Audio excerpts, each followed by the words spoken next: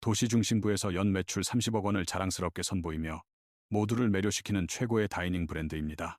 매일매일 레스토랑은 신선한 스시가 윤이 나는 컨베이어 벨트 위에서 끝없이 회전하는 모습을 지켜보는 열정적인 고객들로 가득 차 있습니다. 그러나 이러한 겉으로 보이는 번영의 이미지에도 불구하고 주인은 개업한 지 불과 1년 만에 빚더미에 묻히게 되었습니다. 이런 충격적인 현실은 초밥을 파는 것만으로도 150억 원이라는 엄청난 돈을 갚아야 하는 사업 구조에서 비롯된다. 오늘 우리는 높은 수익에 대한 환상과 실제 이윤 포기라는 가혹한 현실 사이에 존재하는 잔인한 격차를 탐구할 것입니다. 고객이 스시 뷔페에 입장하면 120개가 넘는 다양한 메뉴 항목에 화려한 디스플레이에 즉시 압도됩니다.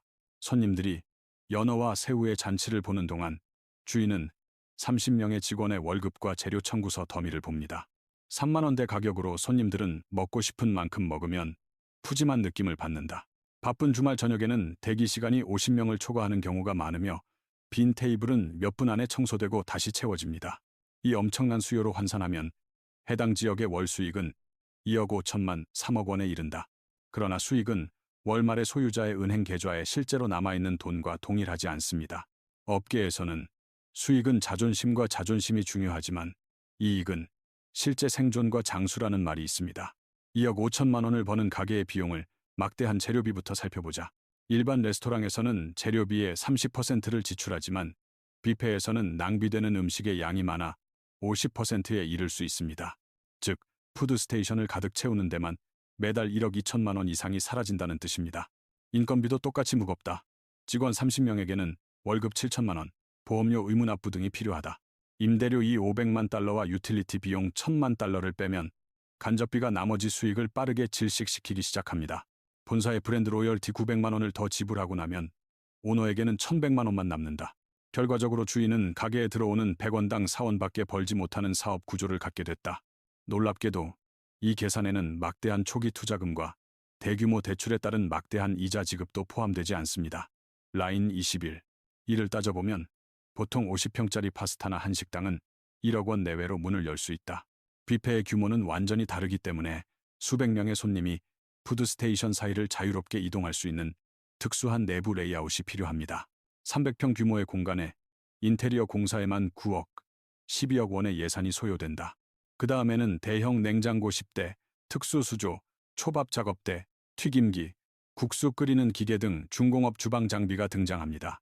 이러한 필수 도구를 사용하면 첫 번째 생선 한 조각을 구입하기도 훨씬 전에 청구서에 3억 원이 추가됩니다. 프랜차이즈 입점비, 건축 보증금, 프라임 로케이션 프리미엄 등으로 초기 비용에 최소 1억 원이 추가된다.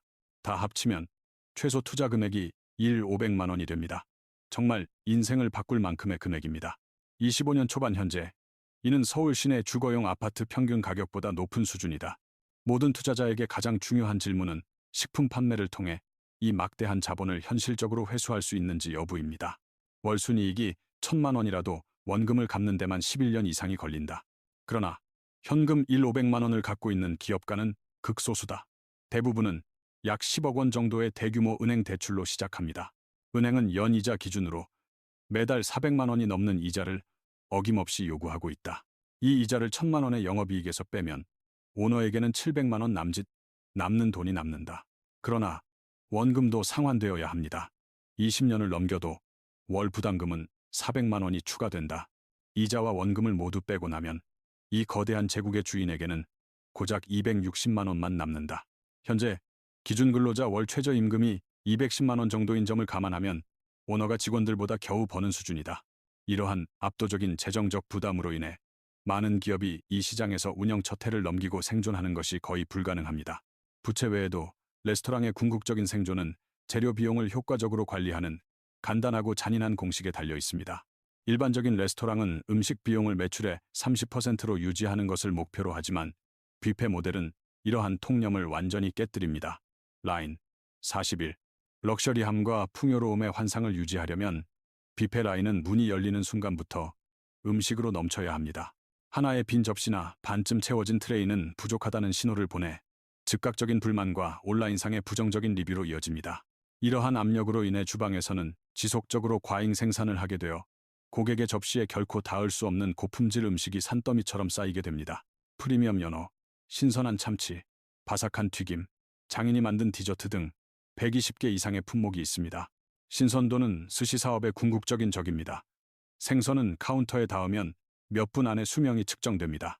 30분도 채 지나지 않아 연어 조각은 윤기나는 빛을 잃고 밥은 마르기 시작하며 시각적인 매력도 완전히 사라진다. 고객은 가장 신선한 접시를 찾는 데 전문가이며 방금 가져온 접시를 선호하여 완벽하게 안전한 오래된 품목을 무시하는 경우가 많습니다. 새우튀김과 같은 뜨거운 음식도 같은 운명에 직면합니다. 일단 아삭아삭함을 잃고 축축해지면 사실상 쓸모가 없습니다. 결과적으로 품질에 대한 브랜드의 명성을 유지하려면 엄청난 양의 준비된 식품을 몇 시간마다 폐기해야 합니다. 이러한 낭비의 순환으로 인해 재료 비용이 관리 가능한 35%에서 엄청난 50%의 수익으로 증가합니다. 2억 5천만 원을 버는 가게라면 매달 1억 원 이상이 쓰레기통에 버려지는 셈이다. 게다가 뷔페 모델은 일부 고객은 이익을 얻고 다른 고객은 재정적 재앙을 겪는 소비의 복권을 만듭니다. 한 명의 식사객은 국수 한 그릇과 초밥, 3조각으로 만족할 수 있어 집에 건강한 여백을 남길 수 있습니다. 하지만 고가의 연어와 생선회만을 목표로 하는 프로 먹방이라면 앉은 자리에서 20, 30조각도 쉽게 먹을 수 있다. 이들에게는 실제로 그들이 먹는 재료비가 식사비로 지불한 3만 원을 훌쩍 넘는다. 폭식하는 사람이 문을 통과할 때마다 레스토랑은 본질적으로 고객에게 서비스를 제공하는 특권에 대해 비용을 지불하는 것입니다. 디지털 시대의 블로그와 소셜미디어는 돈의 가치를 얻고 집을 이기는 방법에 대한 팁으로 가득 차 있습니다. 소비량이 많은 고객의 비율이 증가함에 따라 장부 균형을 맞추는 기업의 능력은 물고기의 무게로 인해 무너지기 시작합니다. 주인은 함정에 빠졌습니다. 고객을 잃지 않고 가격을 올릴 수는 없지만 브랜드 아이덴티티를 훼손하지 않고 품질을 낮출 수는 없습니다. 라인 60일 식당에서 서빙 직원은 동시에 도착하는 수백 명의 식당의 혼란스러운 흐름을 관리하기 위해 끊임없는 속도로 움직여야 합니다. 고객이 스스로 음식을 제공하는 동안 직원의 주요 임무는 소스가 묻은 수천 개의 빈 접시를 치우는 지속적이고 지치는 주기입니다. 10명의 손님이 있는 단일 테이블에서는 거의 100개의 빈 접시가 쉽게 만들어질 수 있으며 새로운 고객을 맞이하려면 모든 접시를 비워야 합니다. 주방 내부에서는 전문 스시 요리사가 매일 수천 개의 개별 작품을 생산하기 위해 쉬지 않고 일하기 때문에 압력이 훨씬 더 높습니다. 사시미 전담 전문가들이 최고급 생선을 외과적 정밀함을 통해 자르고 다른 전문가들은 부글부글 끓어오르는 튀김기와 김이 나는 국수 스테이션을 쉬지 않고 관리합니다. 별도의 팀이 지속적으로 뷔페 라인을 순찰하면서 빈 쟁반을 채우고 모든 요리가 최고 서빙 온도를 유지하는지 확인해야 합니다. 엄격한 위생 기준을 유지하는 것은 정규직 업무입니다. 식품 안전 문제가 발생하면 즉시 정부 명령에 따른 영업 정지 및 폐업으로 이어질 수 있기 때문입니다. 더러운 접시의 양이 엄청나기 때문에 현대식 기계만으로는 완전히 처리할 수 없는 엄청난 수동 설거지 작업이 필요합니다. 이 복잡한 기계를 원활하게 작동시키기 위해 레스토랑은 매달 여러 교대로 근무하는 최소 30명의 전문 직원을 고용해야 합니다. 25년 최저임금이 10,000 원을 넘어서면서 정규직 1인의 기본 월급은 200만 원 가까이 된다. 그러나 지친 주말 및 저녁 교대 근무를 기꺼이 수행할 신뢰할 수 있는 사람을 찾으려면 인재를 유치하기 위해 상당한 보험료와 추가 초과 근무 보너스를 지불해야 합니다. 의무적인 건강보험, 국민연금 기여금, 퇴직금, 적립금 등을 고려하면 직원 1인당 비용은 오너의 부담이 가파르게 늘어난다. 30명 직원의 월 인건비 총액은 7천만 원에 달해 이익을 내기 전에 막대한 재정적 어려움을 겪는다. 많은 낙천적인 소유주들은 현대식 서빙 로봇이 인력 문제를 해결할 수 있다고 믿지만 뷔페의 현실은 훨씬 더 복잡합니다. 고객이 이미 음식을 직접 가지고 다니기 때문에 로봇은 표준 테이블 서비스 레스토랑 모델에 비해 배달 측면에서 거의 할 일이 없습니다. 더욱이 로봇은 식당에서 남긴 빈 접시가 가득한 불안정한 탑을 탐색하는데 어려움을 겪습니다. 이는 모든 청소에 여전히 인간의 손이 필요하다는 것을 의미합니다. 인간 노동에 대한 이러한 근본적인 의존은 최저임금이 매년 인상됨에 따라 뷔페의 이윤폭이 예상대로 계속 감소한다는 것을 의미합니다. 자동화할 수 있는 다른 산업과 달리 고급 뷔페는 노동 집약적인 도박으로 남아있으며 해가 갈수록 운영 비용이 더 많이 듭니다. 이제 우리는 이러한 엄청난 인건비와 재료비를 최종 계산에 결합하여 소유자의 실제 월별 수입을 밝혀야 합니다. 라인 80일, 즉시 재료비 50%를 빼면 나머지 운영비로 1억이 500만 원이 남습니다. 다음으로 직원 급여와 보험에 필요한 비용 7천만 원을 공제하면 남은 금액이 500만 원이 됩니다. 그러면 집주인은 월세로 이 500만 원을 가져가고 필수 서비스 비용과 프랜차이즈 비용으로 30만 원을 남겨둔다. 전기, 가스, 수도 등 공공요금은 1천만 원을 추가로 소비해 한 달에 사용할 수 있는 현금은 2천만 원으로 줄어듭니다. 결국 본사의 브랜드 로열티 900만 원을 지불하고 나면 오너에게는 1,100만 원의 영업이익이 남는다. 연간 이익이 1억 3,200만 원이라는 것이 인상적으로 들리지만 이 수치 뒤에 숨은 인적 비용이 얼마나 큰지 분석해야 합니다. 이 수입은 대기업의 고위, 기업 관리자의 급여와 비슷하지만 생활 방식은 완전히 다릅니다. 기업 관리자는 일반적으로 9시부터 6시까지 일하고 유급 휴가를 즐기며 주말마다 가족과 함께 시간을 보냅니다. 대조적으로 스시 뷔페 주인은 재고 확인으로 일찍 시작하고 매일 밤 오후 11시 이전에 레스토랑을 떠나는 경우가 거의 없습니다. 주말이 가장 바쁜 시간이라 쉴 틈도 없이 매달 364시간이라는 엄청난 노동시간을 보내고 있다. 이윤을 이 시간으로 나누면 수십억 원 규모의 기업을 경영하는 오너의 시간당 임금은 고작 3만 원에 불과하다. 대부분의 소유주가 10억 원이 넘는 막대한 부채를 지고 있다는 점을 생각하면 재무 상황은 상당히 어두워집니다. 은행 이자와 대출금 원금을 합하면 매달 갚아야 할 금액이 8만 3,400만 원으로 거의 남지 않는다. 은행을 만족시킨 후 주인의 실제 실소득은 빈곤선을 조금 넘는 266만 원으로 떨어집니다. 이러한 취약한 구조는 월 매출이 10%만 감소해도 전체 사업이 즉시 적자 상태에 빠지게 된다는 것을 의미합니다. 식당이 적자를 보더라도 은행 이자, 집주인 임대료, 직원 임금 등은 지체 없이 지급해야 한다. 이러한 끊임없는 월별 의무를 고정 비용이라고 하며 소유자의 은행 계좌를 끌어내리는 무거운 부처럼 작용합니다. 뷔페는 배고픈 손님에게는 비용 효율적인 천국이지만 주인에게는 고정 비용이 드는 생지옥이 되는 경우가 많습니다.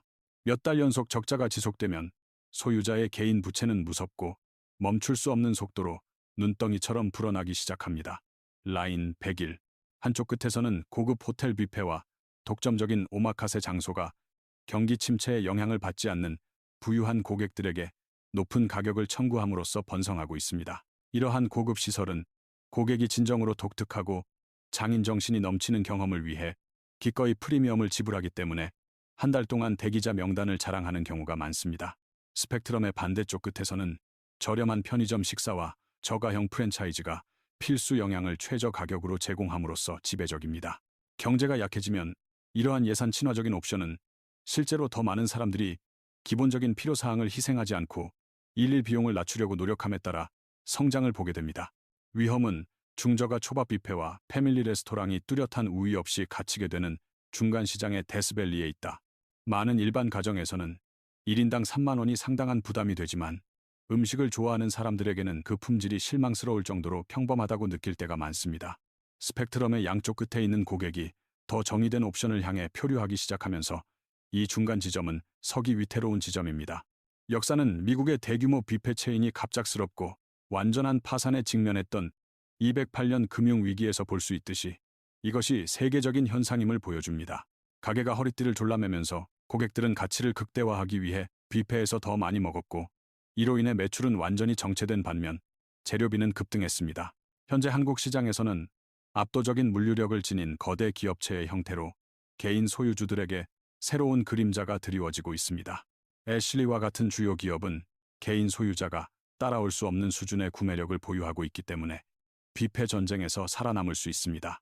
이들 거대 기업은 연어, 새우 등의 식재료를 톤 단위로 구매해 해외에서 직수입해 단위당 최저가를 확보한다. 그러나 개별 프랜차이즈 소유자는 종종 모든 단일 배송에 자체 이익 마진을 추가하는 본사를 통해 공급품을 구매해야 합니다. 이로 인해 판매된 제품 비용에 엄청난 격차가 발생하여 독립 운영자가 첫 번째 손님에게 서비스를 제공하기도 전에 즉각적인 불이익을 당하게 됩니다. 기업 소유 매장은 규모를 통해 상승하는 식품 가격을 흡수할 수 있는 반면 소규모 프랜차이즈 가맹점은 인플레이션을 한 푼이라도 주머니에서 느낄 수 있습니다. 경쟁은 더 이상 최고의 스시를 만드는 사람이 아니라 누가 가장 돈이 많고 공급망이 가장 효율적인지에 관한 것입니다. 중간 시장이라는 죽음의 계곡과 기업의 물류 능력 사이에 갇힌 많은 독립 소유주는 절박한 선택을 해야 합니다. 그들은 실패를 위해 설계된 것처럼 보이는 세상에서 생존할 수 있는 길을 찾기를 희망하면서 비용 절감 방법을 실험하기 시작합니다. 메뉴나 가격을 조정할 때마다 큰 위험이 따르며 유지하기 위해 애쓰는 바로 그 고객이 소외될 가능성이 있습니다. 라인 121. 이러한 변화는 일반적으로 운영 비용 절감, 메뉴 제공 간소화, 가격 구조에 대한 고통스러운 조정 등 세 가지 핵심 영역에 중점을 둡니다. 그러나 이러한 전략적 중심점 하나하나에는 큰 대가가 따르며 기존 문제를 해결하지 못하면서 새로운 문제가 발생하는 경우가 많습니다. 가장 일반적인 전략은 메뉴 크기를 120개 항목에서 관리하기 쉬운 90개 항목으로 줄이는 것입니다. 인기 없는 요리를 제거함으로써 주방에서는 재료 낭비를 크게 줄이고 일상적인 음식 준비의 복잡한 물류를 단순화할 수 있습니다. 그러나 이러한 움직임은 위험합니다. 뷔페의 핵심 정체성은 무한한 다양성과 풍요로움에 대한 고객의 인식에 전적으로 기반을 두고 있기 때문입니다. 선택의 폭이 줄어들기 시작하면 충성도가 높은 고객은 종종 온라인에 실망스러운 리뷰를 게시하여 해당 레스토랑이 더 이상 프리미엄 가격만큼 가치가 없다고 주장합니다. 2만 원대 후반대에서 3만 원대까지 진입 가격을 인상할 수밖에 없는 브랜드도 많다. 이는 상승하는 인건비와 식품 비용을 충당하는 데 도움이 되는 동시에 서비스 품질과 식품 신선도에 대한 고객의 기대를 불가능한 수준으로 높입니다. 경험의 질이 새로운 더 높은 가격대와 일치하지 않으면 디지털 시대에 레스토랑의 명성이 거의 하룻밤 사이에 무너질 수 있습니다. 특정 지역의 무익함을 인식한 일부 주요 브랜드는 매장 수를 대폭 줄이고 가장 성과가 좋은 시장에만 집중하기로 결정했습니다. 20년대 이후 일부 유명 체인점에서는 기업 자본의 유출을 막기 위해 최대 30%의 지점을 영구적으로 폐쇄했습니다.